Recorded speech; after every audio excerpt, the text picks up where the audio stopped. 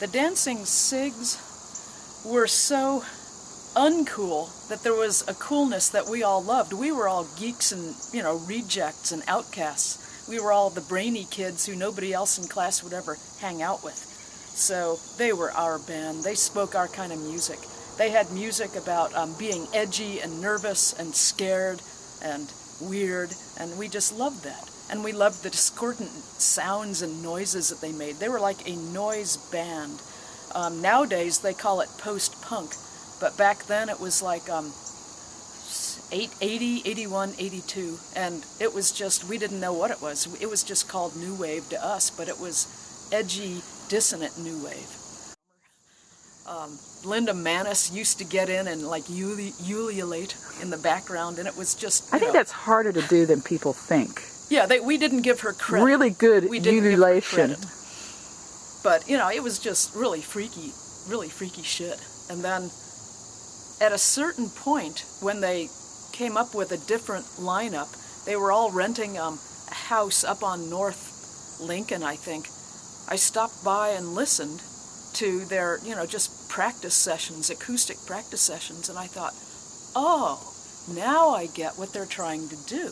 This is very interesting. This is their EP, and it's probably a valuable collector's item now. This free-floating Xerox is pictures that they made on the Xerox machine at the public library by laying their face on the glass with various textiles and accessories. So that was Tim Noe, Don Truby, Michael Gitlin, Emily Bonus, Jacqueline Odie, and I guess this is John Terrell, although I can't even see him in there. Can I see the other part of it? Yeah. And Michael Gitlin used to make these beautiful collages and then would kind of fragment them on a Xerox machine. Now, Xeroxes were, I think Michael Gitlin did this piece of artwork too. Xerox machines were very important in the art scene back then. Oh, yeah. Everybody was doing Xerox art, and they would take an image and either make super, contrast like this, or they would blur it out and copy it over and over and over until the image began to melt apart into little dots like pixels. Did you do any of that stuff? Yeah, I did do a little bit, but I wasn't as good as the others. They were doing lots of collage. They were just better at it. So this is earlier music, and this is the stuff that was made to dance to. Of course, this is really good too. This has poignant lyrics, and the jazz stuff you can dance to if you can remember to stop when the beat stops and then to start again, because they had some fake stops. Said, down to hell we go.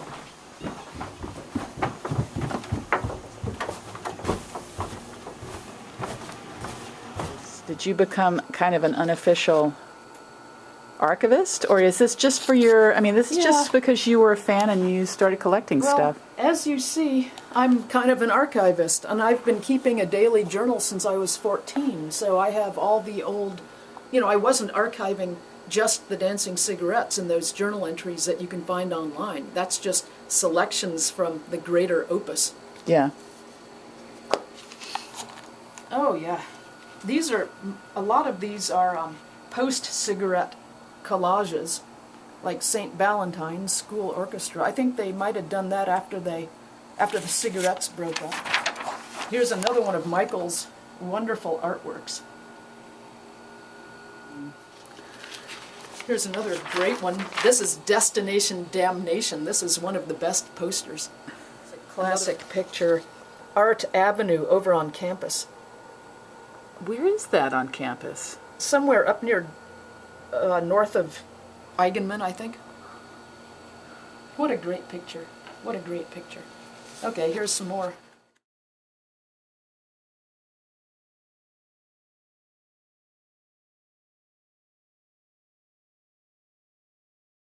So, who's the maker? It is a Louet spring loom.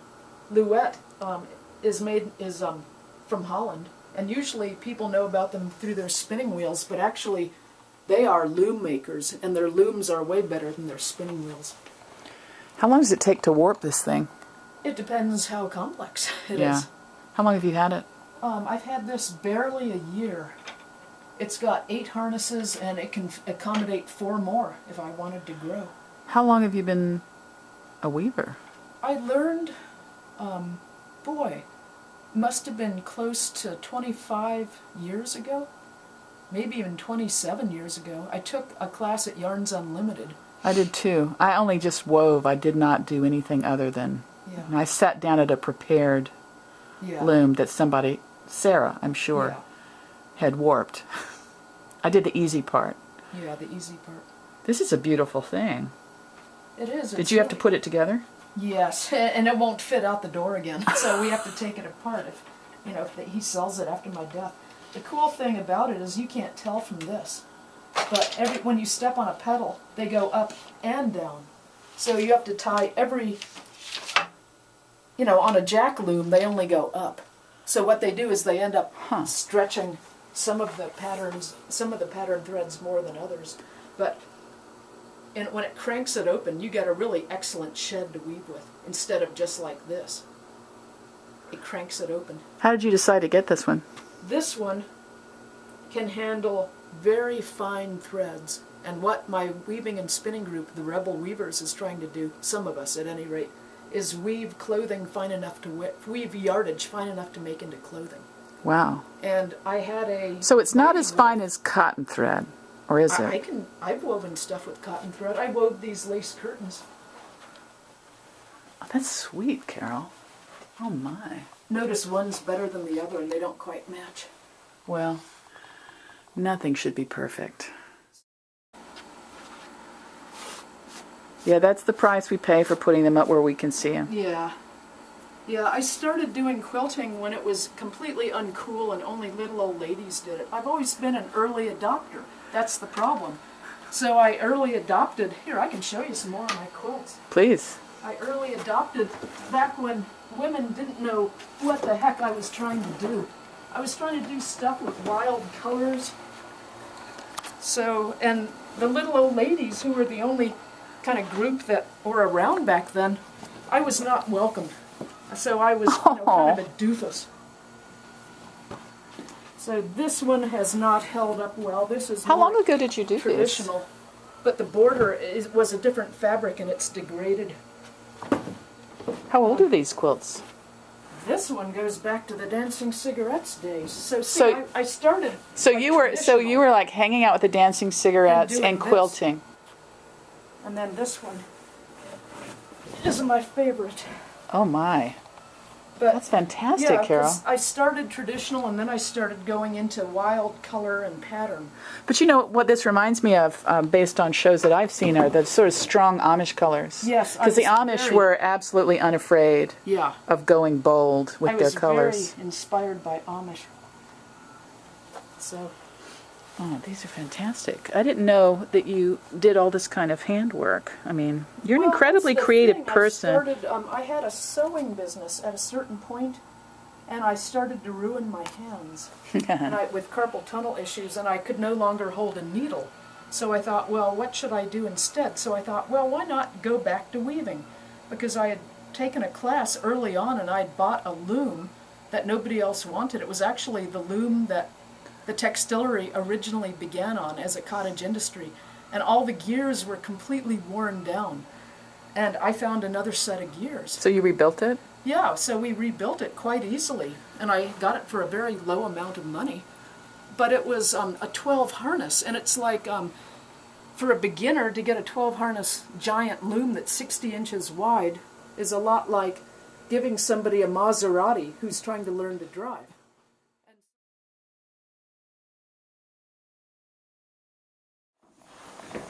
Triple ply thread that I spun on my spindle, and this is the first of this year's harvest. So where do you grow your cotton? In the backyard. I have one to do it. I mean, I can demonstrate it. Sure, I would love to see it. Let me just get you some seeds. This is why they invented the cotton gin. So that's a seed? Yeah. I don't understand quite what the cotton does, because it doesn't float in the air with the seed. The seed is way too big. This whole bag is cotton that I grew last year. And some of them, you know, I've carded and made into what look like worms, but they're called punis. Punis? Yeah, P-U-N-I. It's Which, a Hindu word. Hindi. So that is, they look like dreads, is what they look like. Yeah, they do. So this is cotton? Yeah, all of it. Yeah, and so the punis, do you use those to then spin thread from? Yeah. And I will demonstrate. Okay. This is a support spindle from India called a takli. A lot of the words for cotton spinning come from the Hindi because it's a fine art. They also have spinning wheels called charkas, specifically for designing. The little spinning wheel that Gandhi spun on was a charka. Pull a thread out of thin air. Oh, that's fantastic. So yeah, I just give it a twirl, build up some twist, and then I pull it out. And then when I've got an armful like this, I give it a little bit of extra, I give it a little bit of extra twist to make sure it doesn't undo, and then I wind it on. How long did it, so is this all self-taught, Carol? Yeah, I spent about 4 months last year just practicing this like crazy. And I finally had an epiphany at the end of it, and it all was easy after that. What was the epiphany? I don't know. It was probably building up 10,000 hours like Malcolm Gladwell's, hypothesis. Oops, there. It happens to the best of us.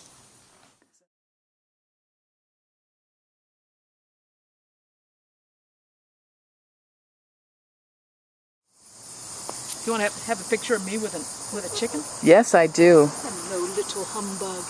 You're my little friend. Oh, what kind of chicken is that? She's a Hamburg, so her name is Brunhilde. She's beautiful. She is. She's the smartest of all of them. What do her eggs look like? They're little round white ones, very small. How old is she? She's, they were 2 on St. Patrick's Day. Hey, baby. You want to go down? This one is beautiful. She is. She's a gold-laced Wyandotte. Oh, wow. And this one is really beautiful. And she's a silver leghorn. And her name is Purnell. So this is probably enough. I have 2 kinds here. Let me get you some of both. Sure. These dark ones are called Burkina Faso Red. I got them from Baker Seeds. So I'll just save these and plant them next spring. Yeah. Yeah. But I need to have something for them to climb on. Yeah. But they come back. They overwintered. They went through this terrible Seriously? winter. And they're African. Oh, beautiful. Look at you getting the greenery.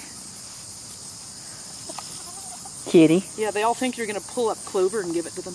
Could I do that? Yeah. Where's the Right, directly underneath you. All right, guys. Oh, we like the greens. Yeah, they like that. Keeps their yolks orange. Really? Yep. Beta carotene.